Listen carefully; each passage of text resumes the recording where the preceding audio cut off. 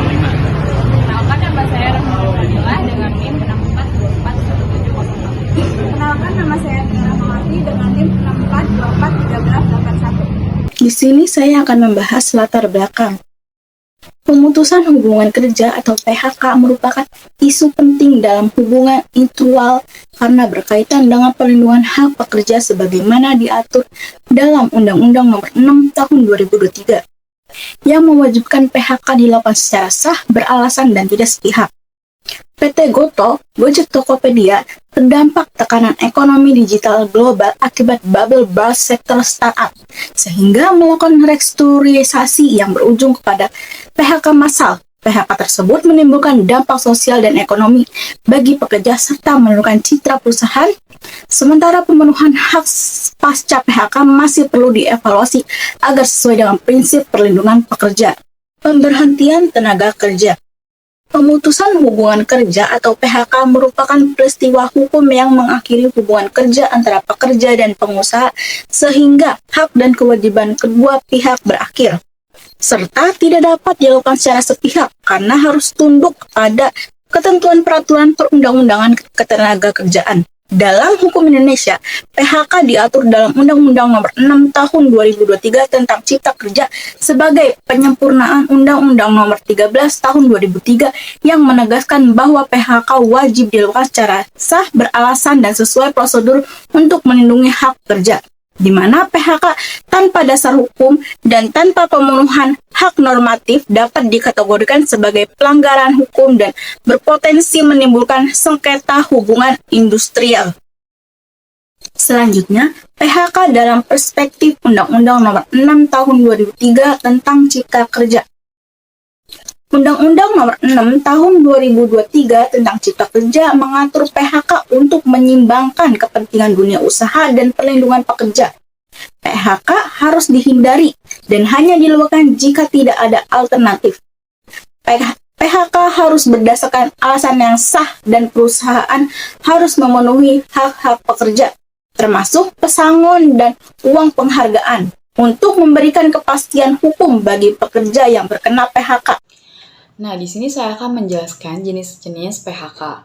Nah, yang pertama ini ada PHK karena efisiensi atau rekorisasi.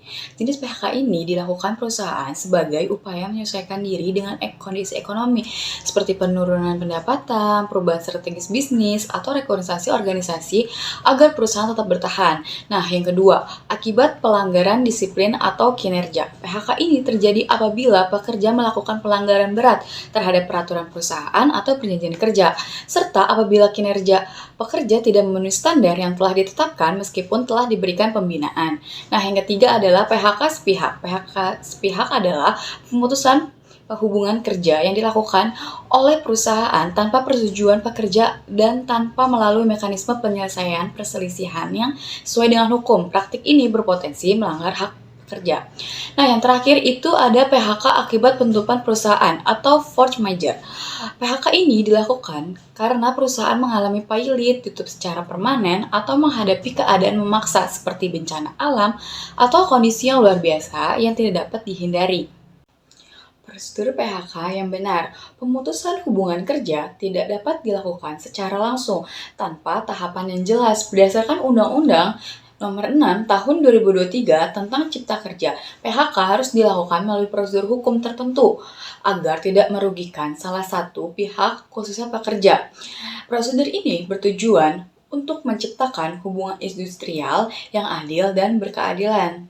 Nah, di sini ada tahapan PHK. Tahapan yang pertama adalah upaya pencegahan PHK. Perusahaan wajib terlebih dahulu melakukan langkah-langkah untuk menghindari PHK seperti pengurangan jam kerja, pengaturan ulang sistem kerja, mutasi, atau perundingan dengan pekerja. Nah, tahapan yang kedua, memberitahu PHK secara tulis. Jika PHK tidak dapat dihindari, perusahaan wajib memberikan surat pemberitahuan yang memuat alasan PHK, tanggal efektif PHK, serta hak-hak yang diterima oleh pekerja. Nah, tahapan yang ketiga adalah perundingan bipartit. Apabila pekerja menolak PHK, maka perusahaan dan pekerja atau perwakilannya wajib melakukan perundingan untuk mencari kesepakatan bersama. Nah, yang terakhir adalah mediasi atau penyelesaian sengketa hubungan industrial. Jika perundingan berpartit tidak mencapai kesepakatan, perselisihan dapat diajukan ke Dinas Ketenagakerjaan untuk mediasi atau dilanjutkan ke Pengadilan Hubungan Industrial. Nah, di sini ada hak dan kewajiban pekerja serta perusahaan. Pekerja yang mengalami PHK memiliki hak normatif yang wajib dipenuhi oleh perusahaan. Hak tersebut meliputi uang pesangon, uang penghargaan masa kerja, serta uang pengganti hak lainnya sesuai dengan ketentuan peraturan perundang-undangan. Nah, di sisi lain, perusahaan memiliki hak untuk melakukan PHK apabila terdapat alasan yang sah menurut hukum. Namun, hak tersebut dibatasi oleh kewajiban untuk menjalankan prosedur PHK secara benar serta memenuhi seluruh hak pekerja. Peran serikat pekerja. Serikat pekerja memiliki peran yang sangat penting dalam proses PHK.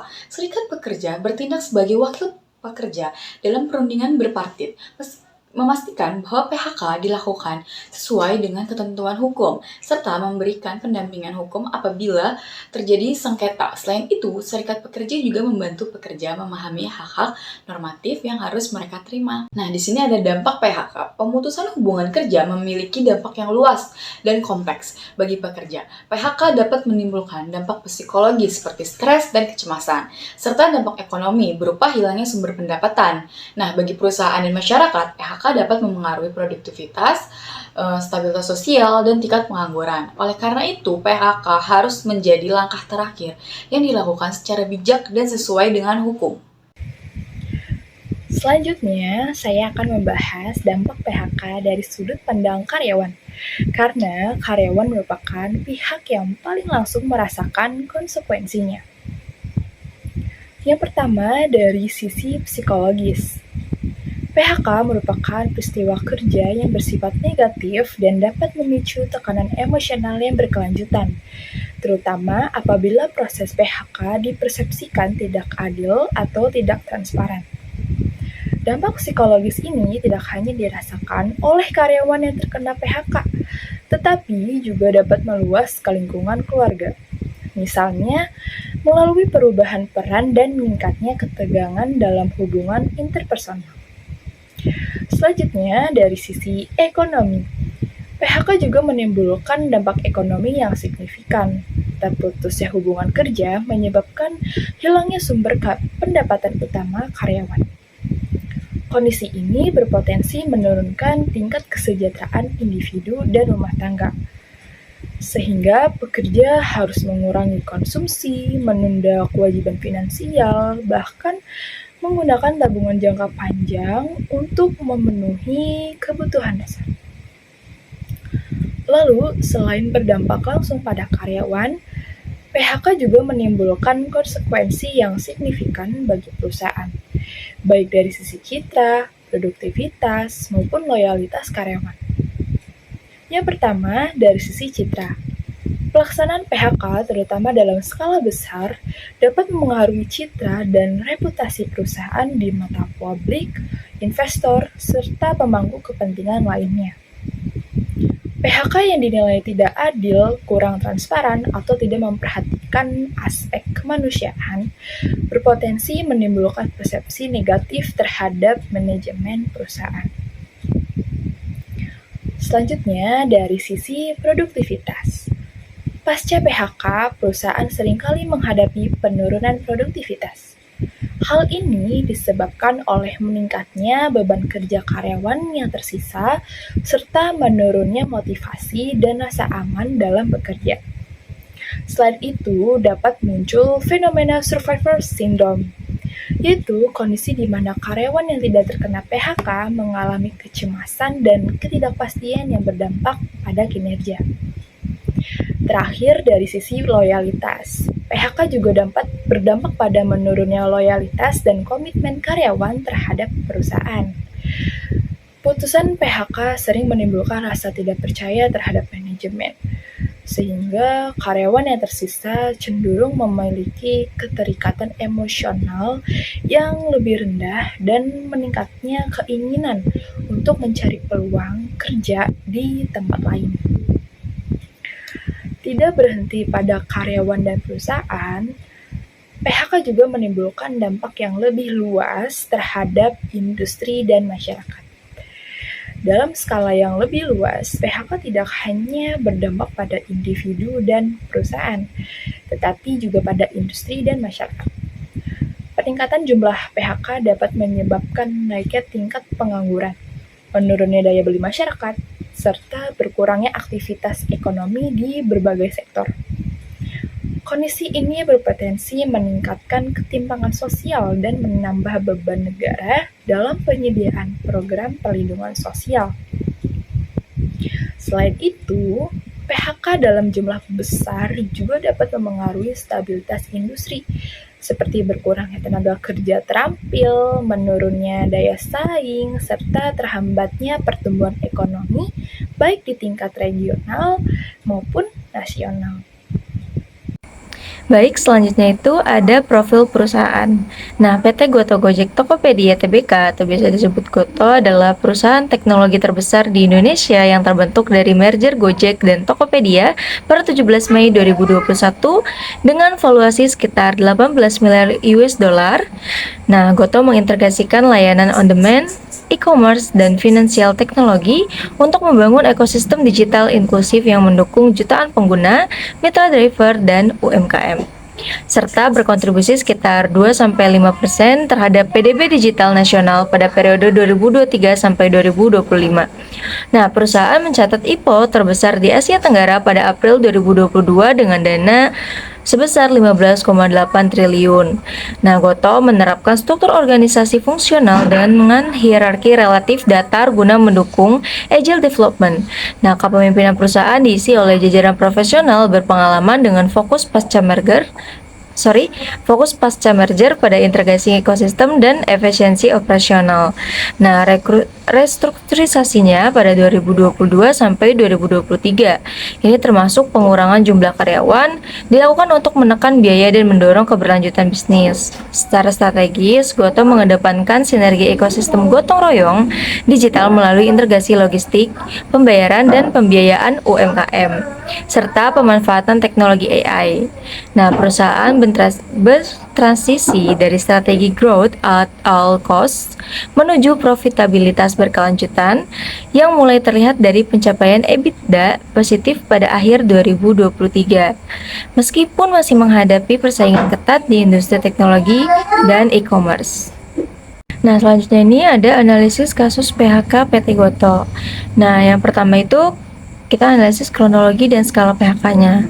PT Goto Gojek Tokopedia Tbk atau biasa disebut Goto melakukan 2 gelombang pemutusan hubungan kerja atau PHK massal pada November 2022 dan Maret 2023 sebagai bagian dari restrukturisasi operasional akibat tekanan keuangan pasca IPO dan memburuknya kondisi ekonomi global di sektor teknologi. Gelombang pertama pada November 2022 memangkas sekitar 1.300 karyawan atau 12% dari total tenaga kerja, sehingga jumlah karyawan tersisa 9.287 orang per akhir 2022. PHK ini dipicu oleh penurunan signifikan harga saham Goto pasca berakhirnya masa lock-up investor serta upaya efisiensi biaya struktural perusahaan. Gelombang kedua itu terjadi pada Maret 2023 dengan pengurangan sekitar 600 karyawan yang difokuskan pada optimalisasi peran teknologi dan penyesuaian strategi bisnis seperti itu. Nah, secara keseluruhan sekitar kurang lebih 1.900 karyawan terdampak PHK selama periode 2022 hingga 2023. Kebijakan ini mencerminkan tekanan finansial yang tinggi, sebagaimana ditunjukkan oleh indikator financial distress, namun secara resmi dinyatakan manajemen sebagai langkah strategis untuk meningkatkan efisiensi, merampingkan struktur organisasi, dan menyesuaikan sumber daya manusia dengan model bisnis digital yang lebih adaptif dan berkelanjutan. Ini ada penyelesaian yang dilakukan perusahaan. Nah, pertama itu pemberian kompensasi kompensasi kepada pekerja. Jadi sebagai bentuk tanggung jawab hukum dan sosial, tentunya PT Gotoh ini memberikan kompensasi kepada karyawan yang terkena PHK sesuai dengan ketentuan peraturan perundang-undangan. Nah, kompensasi tersebut meliputi uang pesangon, uang penghargaan masa kerja, serta uang penggantian hak lainnya sebagaimana diatur dalam UU Nomor 6 Tahun 2023 dan peraturan pelaksanaannya. Selain kompensasi normatif, perusahaan juga memberikan tambahan gaji, tunjangan tertentu, serta fasilitas konseling bagi karyawan terdampak. Nah, pemberian konseling bertujuan untuk membantu karyawan menghadapi dampak psikologis akibat PHK dan mempersiapkan transisi menuju dunia kerja berikutnya. Selanjutnya ini ada penyelesaian yang dilakukan perusahaan, yaitu dengan komunikasi internal. Nah, dalam proses PHK, PT Gotoh menerapkan komunikasi internal yang terbuka dan terstruktur sebagai bagian dari penyelesaian kasus. Komunikasi dilakukan melalui berbagai media internal seperti email resmi, forum town hall, dan pertemuan daring yang melibatkan manajemen dan karyawan. Melalui komunikasi ini, perusahaan menyampaikan alasan PHK, terus juga tahapan pelaksanaan, serta hak-hak yang akan diterima oleh karyawan yang terdampak PHK. Praktik ini sesuai dengan ketentuan Undang-Undang Nomor 6 Tahun 2023, yang dimana mengharuskan adanya pemberitahuan dan penjelasan kepada pekerja terkait pemutusan hubungan kerja guna mencegah kesalahpahaman dan potensi perselisihan hubungan industrial. Berikutnya ada pelanggaran yang terjadi dalam PHK PT Gotoh. Yang pertama, ketidaksesuaian prosedur PHK. Ada proses PHK diduga tidak sepenuhnya sesuai UU Nomor 6 Tahun 2023 tentang Cipta Kerja. Yang kedua, ada PHK berpotensi dilakukan tanpa dasar hukum yang jelas, alasan objektif, dan pemenuhan hak kerja. Dan terakhir, minimnya mekanisme bipartit menunjukkan lemahnya perlindungan pekerja. Dan yang kedua, ada minimnya keterlibatan serikat pekerja. Ada serikat atau perwakilan pekerja kurang dilibatkan dalam proses negosiasi dan mediasi. Ada hal ini melemahkan posisi tawar pekerja dalam penyelesaian perselisihan hubungan industrial. Dan yang terakhir ada bertentangan dengan prinsip dialogis dalam mekanisme bipartit. Yang ketiga, pelanggaran ketiga, kriteria PHK tidak objektif. Ada penetapan kriteria PHK dinilai kurang transparan dan tidak berbasis data yang jelas, menimbulkan kesan keputusan sepihak dan tidak adil. Dan yang terakhir, berpotensi memicu sengketa hubungan industrial.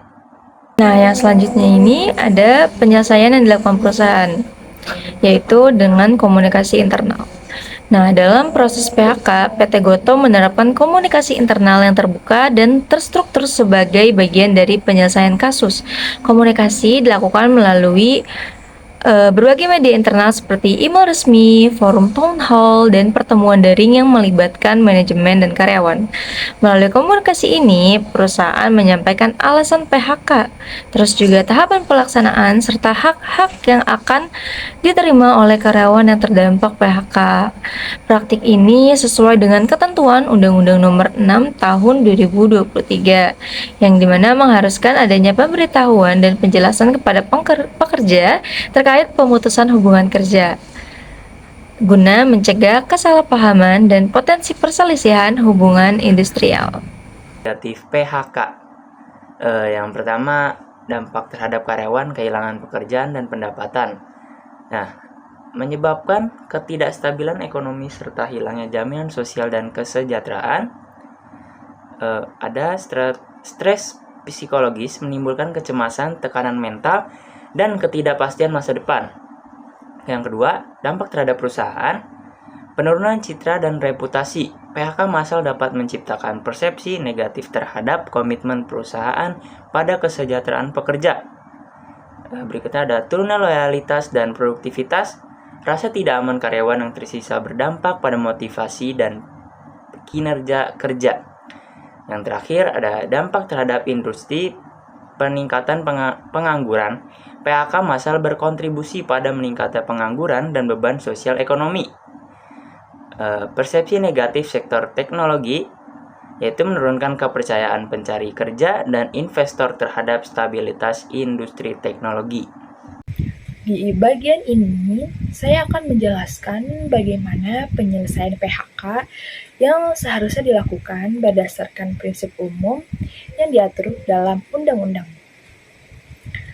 PHK bukan hanya soal perusahaan menghentikan hubungan kerja, tetapi juga menyangkut aspek hukum, ekonomi, dan kondisi sosial pekerja.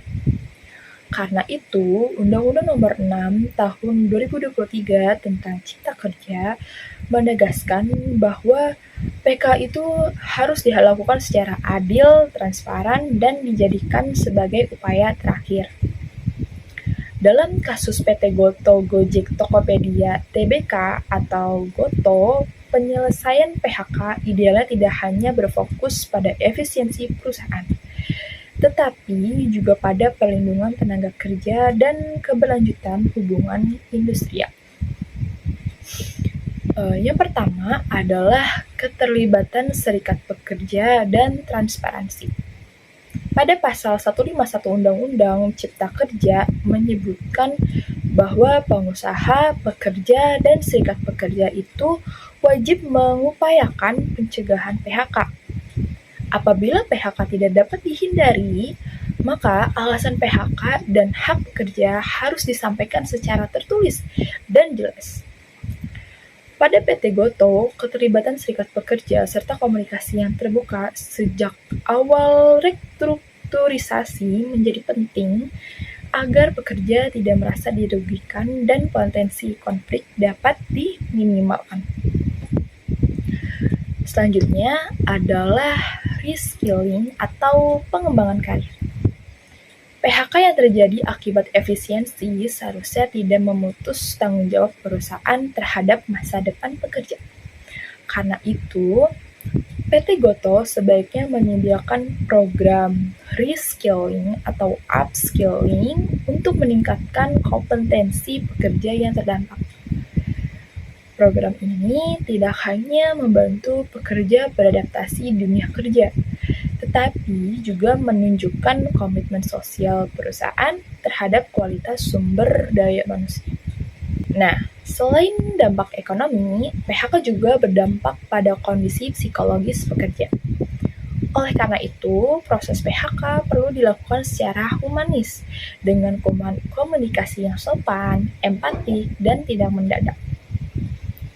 Penyediaan dukungan psikologis seperti layanan konseling merupakan bentuk penghormatan terhadap martabat tenaga kerja dan sejalan dengan prinsip perlindungan pekerja. Terakhir, sesuai dengan Undang-Undang Cipta Kerja, PHK harus ditempatkan sebagai langkah terakhir. Nah, sebelum kita mengambil keputusan PHK, perusahaan dan pekerja seharusnya terlebih dahulu mempertimbangkan alternatif lain, seperti pembagian jam kerja, rotasi atau mutasi, cuti tanpa gaji, maupun penyesuaian sistem kerja. Alternatif tersebut perlu didasarkan pada kesepakatan bersama agar kebijakan yang diambil tidak bersifat sepihak dan tetap menjunjung asas keadilan. Nah, sebagai kesimpulan dari pemaparan materi atau pembahasan yang sudah disampaikan, PHK yang dilakukan oleh PT Goto, Gojek Tokopedia Tbk atau Goto merupakan konsekuensi dari tekanan finansial, kebutuhan efisiensi pasca merger atau serta perlambatan ekonomi global di sektor teknologi. Secara normatif, kebijakan PHK tersebut memiliki dasar hukum yang sah berdasarkan Undang-Undang Nomor 6 Tahun 2023 tentang Cipta Kerja. Namun, dalam praktiknya masih ditemukan beberapa kelemahan seperti kurangnya transparansi, minimnya keterlibatan serikat pekerja, serta pola komunikasi yang terkesan mendadak. Oleh karena itu, meskipun aspek legal telah terpenuhi, pendekatan yang lebih humanis dan partisipatif tetap diperlukan agar kebijakan PHK tidak hanya sah secara hukum, tetapi juga adil secara sosial. Iya, Sekian dari kami, kurang lebihnya mohon maaf. Terima kasih. Wassalamualaikum warahmatullahi wabarakatuh.